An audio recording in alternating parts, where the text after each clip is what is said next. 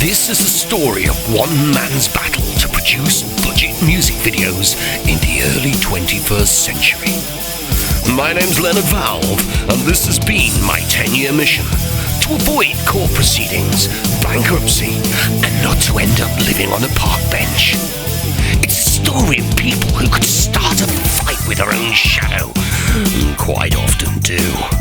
A story of overinflated egos, tantrums, delusion, and alcohol dependency. And that's me on a good day. These are my music video diaries.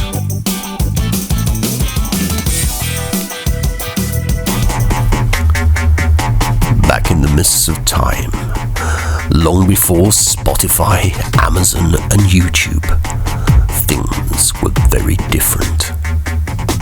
Sometime between the invention of the gramophone and the coming of MP3s, there was a time when people would get their music by physically going to a shop and buying a strange plastic disc that was capable of storing recordings of your desired music.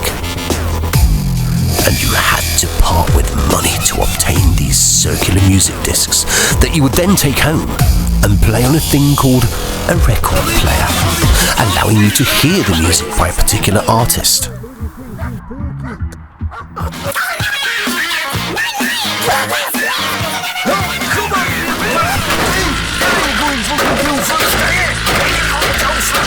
In the strange before time, people actually paid money to hear music. This was all run by giant cartels called record labels, who collected the vast amount of money made by people buying all this recorded music in these record shops. And then they spent 84.6% of the proceeds on cocaine, which went straight up the noses of the lords and masters who ran this empire.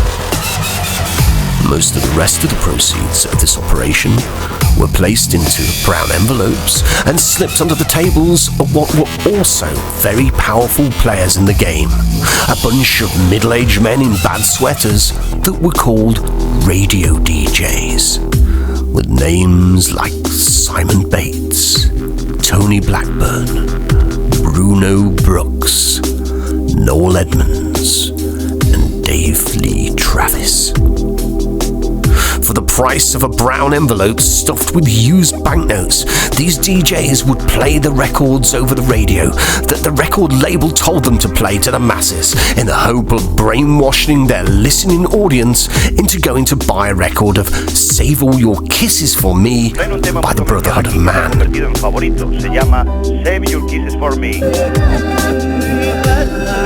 All empires eventually fall. And in the early 21st century, a strange and distant light appeared in the sky. At first, the record companies and DJs thought nothing of it.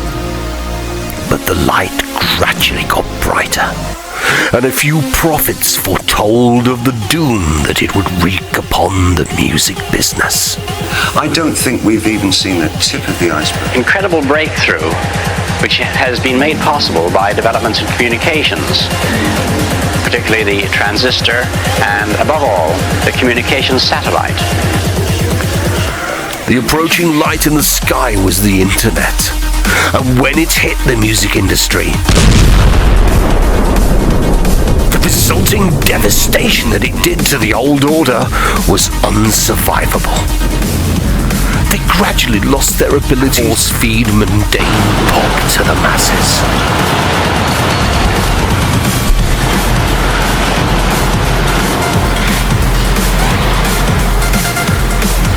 They were no longer the gatekeepers of what music you could have access to.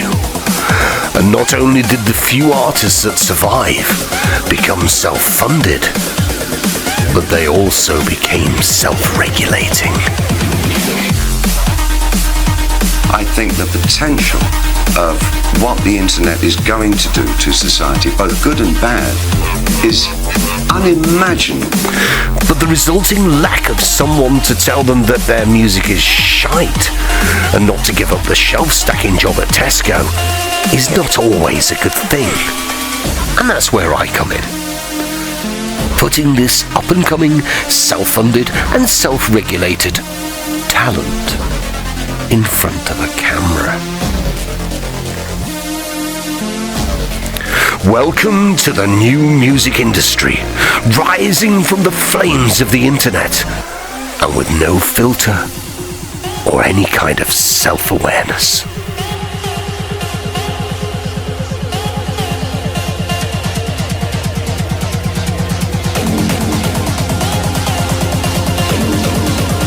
You need to put it up a little bit. Whatever you say is right.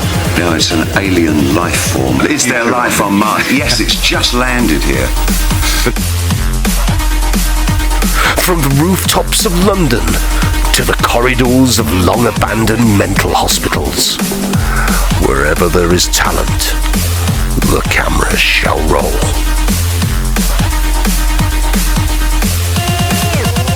The actual context and the state of content is going to be so different to anything that we can really envisage at the moment.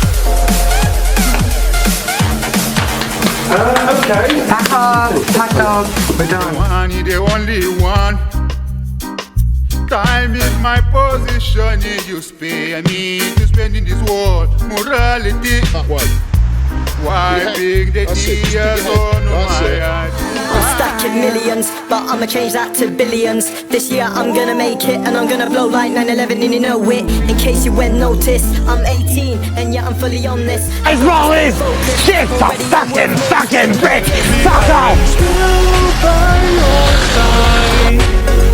We need help, so I can do the cheap me and Shenlan. Make it better for me. Let's make it better for all. Let's make it better for the kids. I knew a boy, his name was Tommy. He tried to sell me some sweet coke and heroin. Said no, Tommy, no. I ain't buying none of your fucking bullshit.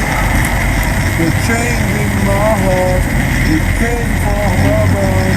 I had no control. Thank you, Jesus.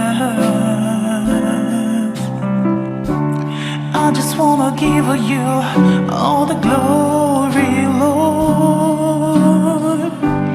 I just wanna say how I find. همش برا دل واپسم خوب میدونی دلم مسیره. Why you so negative when I'm positive? So what you say, I do the opposite. Had to get it, now I got it, I'ma flaunt it. My EP's nearly done, then I'ma launch it. Can do anything, I put my mind. An important thing to consider when shooting a budget music video is to try and avoid shooting at costly locations, especially in London.